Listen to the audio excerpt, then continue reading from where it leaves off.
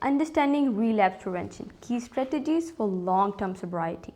Welcome, and this is your host. Good morning, everyone, and thank you for joining today's webinar on Understanding Relapse Prevention Key Strategies for Long-Term Sobriety. I am Sana Syal, and I'm honored to be your host for the season. Relapse is a common part of recovery journey, but with the right strategies, it can be prevented. Today, we'll discuss how to identify and avoid triggers. Is the vital role, continuous care, and the tools available to support long-term recovery. We'll also share real-world insights and actionable steps that can be applied to help those in recovery maintaining and the sobriety. Let's get started. Now, what triggers relapse and how to avoid them, right? You would like to know what can be helped or what can be done. Let's begin by exploring what triggers relapse. Understanding these common triggers is essential for preventing them and maintaining a long-time recovery in your life. What can be the common triggers of relapse? For example, the first one is emotional distress. Emotions such as stress, anxiety, anger, frustration, sadness, and loneliness can be overwhelming, especially for individuals in recovery. Many people who struggle with substance initially turn to drugs and alcohol as a coping mechanism. When faced with these difficult emotions, they may be tempted to revert to old habits. Let's, for example, take an example like a person who is going through emotional distress, what they will do. A person who is used to alcohol to numb their feelings of depression might relapse after going through a difficult breakup or experiencing a job loss. Now, how to avoid these? How to avoid relapsing when it comes to emotional distress? You can use emotional regulation like techniques such as learned strategies such as deep breathing, progressive muscle relaxation, or meditation to manage distress without substances. Now, you can also seek professional help. Therapy or counseling can provide tools to cope with difficult emotions. Cognitive behavioral therapy is particularly effective when it comes to dealing with that. Now, what are the healthy outlets? Engage in activities like exercise, journaling, art to process emotion constructively, and healthy outlets. Engage in activities like exercise, journaling, and art to process emotions constructively. What can be the other trigger? Other trigger is social pressure and peer influence. Being in an environment where others are using substance can be a major temptation. Peer pressure, whether direct or indirect, can make a difficulty in staying committed to your recovery. For example, someone in recovery for opioid addiction might visit old friends who still use and thinking they can resist. However, the pressure and the familiarity of the situation makes it very hard to say no. Now, when being in those situations, how to avoid it? Choose your circle, choose your social circle really wisely. Surround yourself with supportive, sober individuals who respect your journey. Prepare for anything that comes up in advance. Practice ways to say no if offered substances. Example, no thanks, I'm focused on my health and I don't want to go down that road again. Find alternative social activities. You do not have to go to your old friends that way where you end up in those situations. You can join groups or clubs that promote healthy habits such as fitness, classes, books, clubs, and volunteering. Now, what's the trigger number 3? It's unresolved trauma or painful memories. Many people with substance abuse and disorders have experienced trauma, such as abuse, neglect, or the loss of the loved one. If these traumas remain unprocessed, they can resurface during stressful situation and lead to relapse. For example, a person with childhood trauma may struggle with flashbacks and intrusive thoughts, leading them to seek relief through drugs or alcohol. Now, this again, how there's a way to avoid all these. How to avoid this? Trauma informed therapy, work with a therapist who specialize in trauma recovery, EDMR therapy, trauma focused CBT, and you can use healthy coping mechanism, explore creative outlets such as again music, dance, storytelling, or process emotion. Now, build a supportive network. Find others who have experienced the same kind of struggles and learn from them and their coping strategies. Now, let's move to the fourth trigger, which is overconfidence and competency. Some individuals believe that and completely cured after period sobriety. This overconfidence may lead them to test their limits, such as attending parties where substances are available or cutting back on therapy and support meetings. Now, what's the example of these kinds of trigger? A recovery alcoholic who has been sober for a year may decide to have just one drink at a celebration, thinking they have control. They can quickly spiral back into relapse while they do that. Now, to avoid being in that kind of situation, stay humble, stay vigilant, acknowledge that recovery is a lifelong process. Continue attending your support groups even if you feel strong. Regular attendance if groups like Alcoholics Anonymous and Narcotic Anonymous and provide stop. Stay humble and vigilant. Acknowledge that recovery is a lifelong process. Continue attending support groups even if you feel strong. Regular attendance at groups like Alcoholic Anonymous, Narcotic Anonymous, and providing ongoing reinforcement. Have an accountability. A trusted friend or a mentor can help keep you in check and remind you of your goals. What's another trigger? Let's move on to another trigger: boredom and lack of purpose. Many individuals turn to substances because they lack a sense of direction or purpose. Without meaningful activities, craving or relapse becomes more likely. So, what are the examples of these kinds of triggers? An young individual in recovery from drug addiction who suddenly has a lot of free time might struggle to stay sober if they have no hobbies or job to focus on. Now, how to avoid being in those kinds of situations? Find a passion, explore interest, art, music, support, or volunteering. Anything helps if you want to avoid these kinds of situations. Stay busy, keep a structured schedule to prevent boredom. Set personal goals, whatever it is. It can be fitness, education, career related. Having something to do with your free time helps you motivate and stay clean. Trigger. Okay, what's the other trigger? Physical pain and prescription medicine. Chronic pain or injury can lead to relapse, especially for prescription opioids or painkiller were a previous addiction. Even talking legally prescribed medication can be risky. A person in recovery from opioid addiction who undergoes surgery may be prescribed pain medication, which can again trigger relapse if not managed carefully. And these triggers can also be avoided. You can go for non-opioid pain management. For example, explore alternative treatments like physical therapy, acupuncture, or non-addictive pain relievers. Communicate with your doctors, inform healthcare providers about addiction history so they can prescribe safer alternatives. Monitor medication use. Have a trusted friend or family member help regulate medication intake. General strategies to avoid relapse. Now let's talk about general strategies that can help your life get better and you can save yourself from relapse. Self-awareness. Regularly assess emotional well-being and recognize early warning signs of relapse. Journaling, medication, self-reflection can be helpful. Strong support system. Maintain close connection with sober friends, mentors, family, or a sponsor. Surrounding yourself with people who understand your journey reduces isolation and temptation. Avoid high risk situations if certain environment, people, or activity trigger. It's okay to stay away and set boundaries for your health. Develop a relapse prevention plan.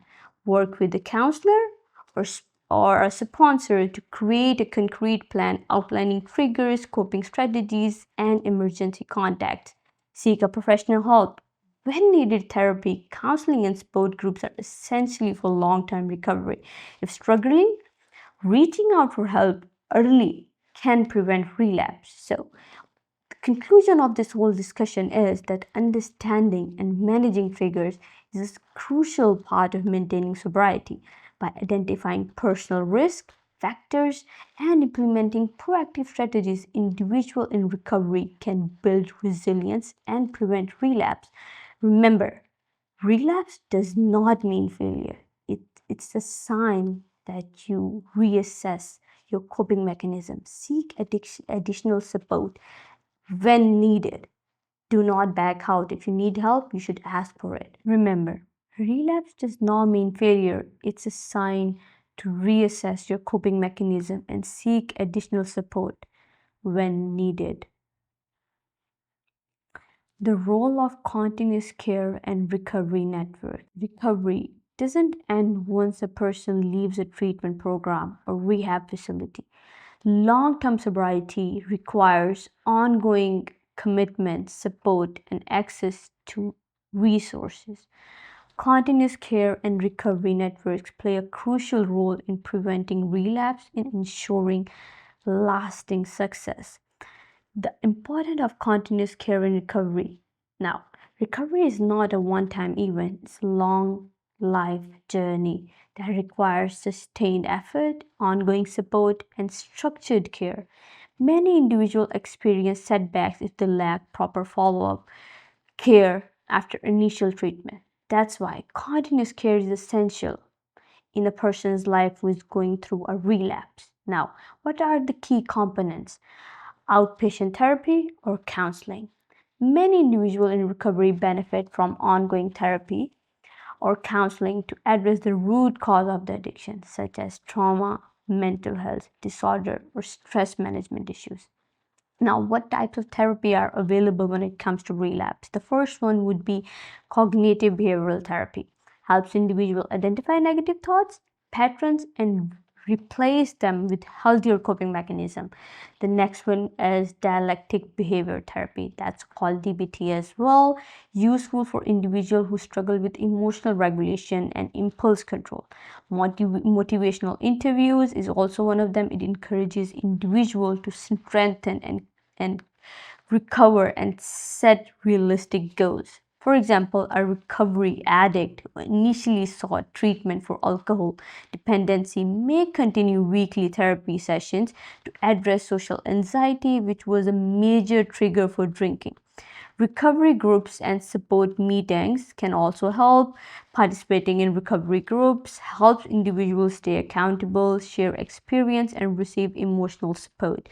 Popular support groups that are out there, they are Alcoholics Anonymous, a step by step program that provides peer support, individual recovery from alcohol addiction. There are also another one that's Narcotic Anonymous, a similar program that's 12-step program tailored for those recovering from drug addiction. There's one that's called Smart Recovery, a science-based alternative to 12-step program focusing on self-empowerment and coping strategies.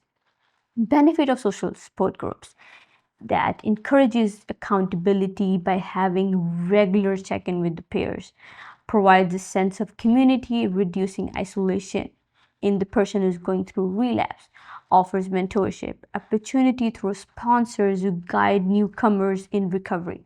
Now, let's take an example. A woman recovering from opioid addiction attends NA meetings twice a week, where they connect with others who understand the struggle and helps newcomers by facing and sharing their experiences. Sober living communities. For some individual, transitioning back to independent living after rehab can be overwhelming. Sober living homes provide a structured, substance-free environment where individuals can reinforce their recovery skills before fully integrating into society. Feature of sober living. Now, homes. These can also help. Drug and alcohol-free environment is really required. Regular drug testing that ensure accountability and peer support and structure routines can also help. Access to counseling and job placement assistance. Now, let's for example take an example. A young man recovering from cannabis addiction chooses to live in a sober home for 6 months after the rehab. The structured environment along with weekly counseling and peer support, helps him rebuild his life. Now, additional aspects of continuous care and medication. Medication assisted treatment does help an individual a lot. For individuals recovering from opioid or alcohol addiction, medication assisted treatments can be essential part of their original or ongoing care. MAT combines medication with behavioral therapy to improve recovery outcomes. Now, what are the common medications used in MAT? It can be methadone, helps reduce opioid cravings and withdrawal symptoms. Then there are common medications used in MAT. Methadone is one of them, helps reduce opioid cravings and withdrawal symptoms. Suboxone is also one of them that blocks the effect of opioids and prevent withdrawal. The third one that can help is that's called naltrexone, reduces the pleasurable effect of alcohol and opioids to prevent relapse. A man recovering from heroin addiction is prescribed Suboxone as part of his outpatient treatment. Along with counseling and NA meetings, MAT helps with him to stay sober. Life skills and training and vocational support. Many individuals in recovery need assistance rebuilding their lives. Programs that offer life skills, training, and job support help individuals regain independence and stability. The key areas of focus: resume building and job placement, resume building and job replacement assistant, financial literacy and money management, healthy relationship building and communication skills, stress management and emotional regulation. A woman who struggled with addiction since her teenage years joined a recovery program that provides career training. She learns new skills, secures a job, and builds a financial stability, reinforcing her commitment to sobriety. Family and community support networks is also required. Strong support from family, friends, and broader community can make a significant difference in recovery. Many treatment programs encourage family involvement in therapy to heal relationship and establish a supportive home environment. Ways a family can support recovery. You know, attend family therapy sessions to improve communication and understanding that can help a human being a lot. Learn about addiction and recovery to provide informed support. Establish boundaries and avoid enabling behaviors. Encourage participation in healthy activities and social groups in your life. Now let's take an example. A mother supports her son's recovery by attending AINN meetings, a support group for families and individuals struggling with addiction. Though this, she learns how to provide encouragement without enabling the behavior. Now, why continuous care matters? Prevents relapse.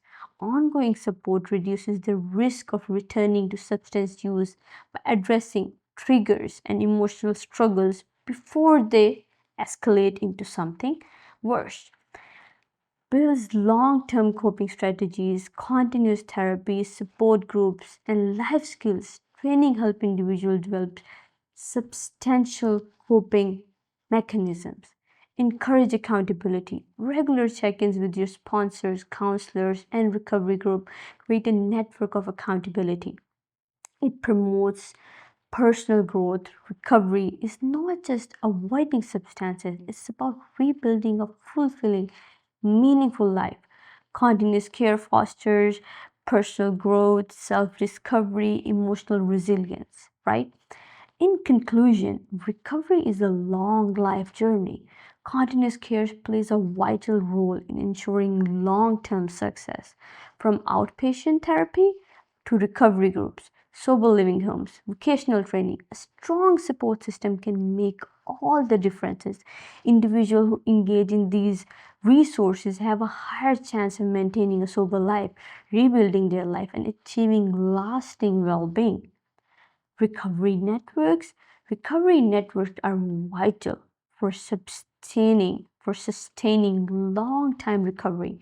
These networks include peer support, having people who are in recovery to talk and to learn on dealing with those challenging times. Mentors or sponsor. A mentor who has been through recovery can offer advice and guidance and emotional support. Family support, education, and individual family members in the recovery process can make big differences. Their support and understanding can create a stable home environment. How continuous care benefits the community? It reduces the risk of relapse. Ongoing support takes a buffer against triggers and challenges, promotes stability and safety. A structured support system helps individuals stay on track and avoid high risk situations. Building confidence in recovery, knowing there is a network of people who understand and support your recovery journey and boost resilience. Now, the importance of mental health treatment and counseling in relapse prevention. Mental health and substance use disorder often go hand in hand. Many individuals struggling with addiction have underlying mental health conditions that, if left untreated, can significantly increase the risk of relapse. To achieve long term sobriety, it is crucial to understand both substance use and mental health issues simultaneously.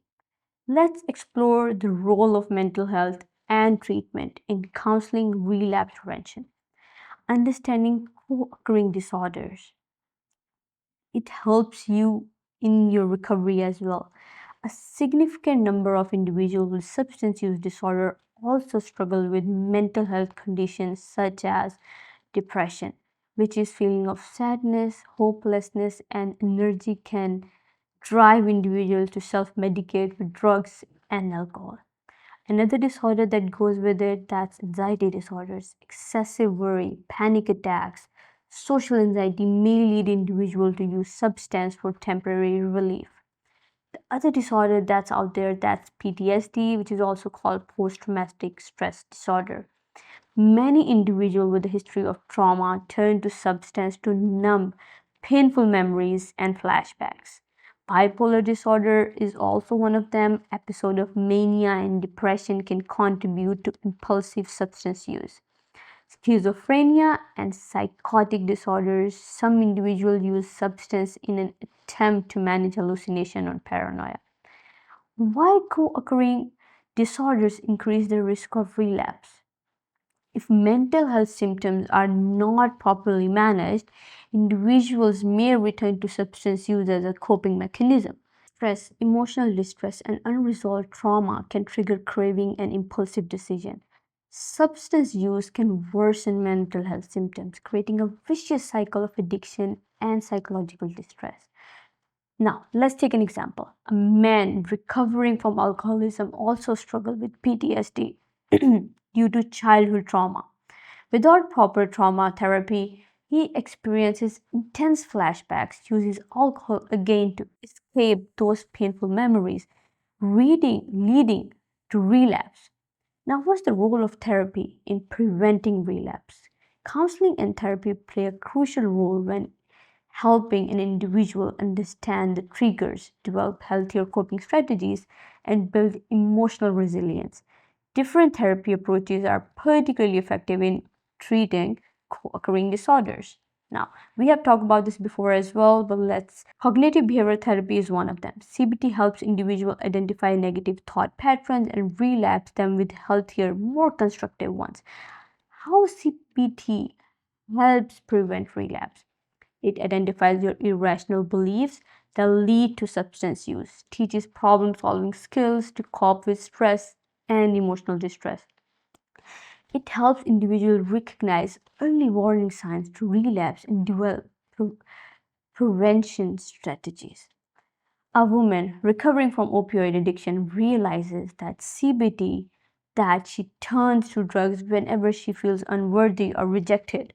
By reframing these thoughts, she learns healthier ways to build self esteem and cope with loneliness. Trauma informed therapy. For those with a history of trauma, specialized therapy that addresses past experiences is essential for reducing the emotional burden and preventing relapse. What are the trauma therapy approaches? The first one is that's called EDMR, which is eye movement desensitization and reprocessing. EMDR helps process traumatic memories in a way that reduces their emotional intensity. Somatic therapy focuses on the connection between the body and mind, helping individuals release stored traumas through movement and awareness exercises. Exposure therapy is also helps individuals confront and work through addressing those memories and create a safe and controlled environment. A man recovering from heroin addiction undergoes EMDR therapy to process the trauma of witnessing domestic violence as a child. By addressing his past, he reduces the urge to use drugs as a coping mechanism. Now, family therapy and support system. Substance use affects not just the individual but their family and loved one as well. Family therapy helps repair damaged relationships and creates a strong support network. Benefits of family therapy: educates family members about addiction and recovery, addresses family conflicts and contribute to stress and relapse, strengthen communication and support between family members, helps set healthy boundaries and rebuild trust. A teenager recovering from marijuana addiction attends family therapy with his parents who learn how to support him without being overly controlling or enabling his past behaviors. How mental health treatment supports long-time recovery. When individuals receive proper mental health treatment alongside with substance use recovery, they develop stronger coping mechanisms or are less likely to relapse. Here are key ways mental health care enhances long-time sobriety. Improved coping strategies. How it helps? Therapy equips individuals with healthier ways to manage stress, anxiety, and depression without turning to substances. Man recovering from alcoholic addiction learns deep breathing techniques and mindfulness exercises to handle work stress without drinking. Prevention of co-occurring conditions. How it helps? Proper mental health care reduces the chances of relapse due to untreated conditions such as PTSD, depression, or bipolar. A woman recovering from opioid addiction receives medication from her bipolar disorder, stabilizes her mood, preventing impulsive drug use. Emotional regulation and self awareness can also help and can be a good coping mechanism as well. How it helps is that therapy teaches individuals how to manage their emotions effectively, reducing the risk of substance use as a coping mechanism. Let's take an example. A young adult recovering from cocaine addiction learns how to recognize early signs of anger and use journaling as a way to express his inner emotions instead of turning to drugs. Additional mental health resources for relapse prevention. Now, apart from therapy, there are many additional resources that can help individuals maintain sobriety and prioritize mental well-being. It can be medication assisted treatment, which is MAT, as we discussed earlier. In some cases, medication like antidepressant, mood stabilizer, or any anxiety medication help manage co-occurring disorders. Peer support group, mental health focused groups like Dual Recovery Anonymous, which is called DRA, support individuals facing both addiction and mental health challenges. Mindfulness and holistic therapies, activities such as yoga, medication, nature therapy, all these can help promote emotional balance and mental clarity. Crisis intervention plans. Having a plan in place for managing mental health crisis can prevent relapse during difficult times. For example, a recovering addict struggling with severe anxiety follows a relapse prevention plan and that includes therapy, medication, and weekly checkup within the support group. Now, all this concludes to is that mental health treatment and counseling are vital components for long-term sobriety. By addressing co-occurring disorders, individuals can gain better control over their emotions, develop healthier coping strategies, and reduce their risk of relapse. Recovery is not just about quitting substances, it's about healing the mind, the body, the soul. Through therapy, support system, and mental health care, individuals can build a strong foundation for a healthier, substance-free life. Now, accessible tools and resources to support long-term recovery. Finally, let's explore some accessible tools and resources that can support long-term recovery. Now, which thing that we can start with is mobile apps. There are many apps designed to support individual and recovering by tracking progress, offering coping strategies, and providing access to virtual support groups. One of the examples, this is called Sobergrid, a social networking app for people in recovery to connect and support each other. I Am Sober is another app that you can use. That's a goal tracking app that allows users to track their sober days, expenses saved, and more. Now, online support groups are also available for those unable to attend in-person meetings. Online support groups can provide essential connection and guidance. There are many 12-step programs like NAAA and other kind of groups as well that offer virtual meetings and other things. Local recovery centers, rehabilitation centers, and outpatient treatment programs provide continuous care and counseling for those in the recovery. If you are looking for a long-term support, finding a recovery center with comprehensive programs be incredibly helpful. Educational material and recovery workbooks can also help. Books that can serve a valuable tool as those in recovery. Reading material like the recovery book by A.I. Mooney and the Substance Abuse Mental Health Services Administration, which is called SAMHSA, resources provide practical advices and coping strategies for individuals navigating recovery. How these tools support recovery though? Increase in accountability. Many tools allow individuals to track their progress, keeping them motivated and accountable. Provide constant access.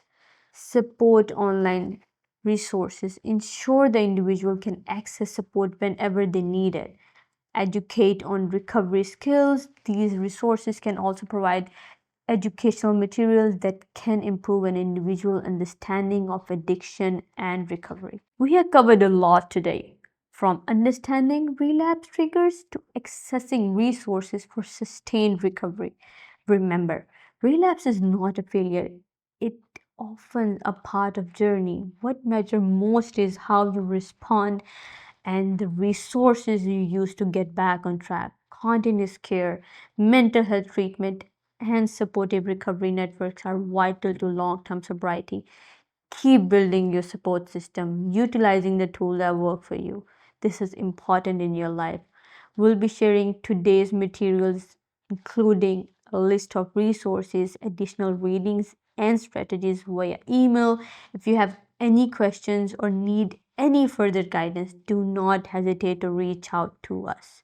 We will be there for you, and thank you for being here, and we wish you the best in your journey toward long-term sobriety and recovery. Thank you so much, and I hope you guys have a good day.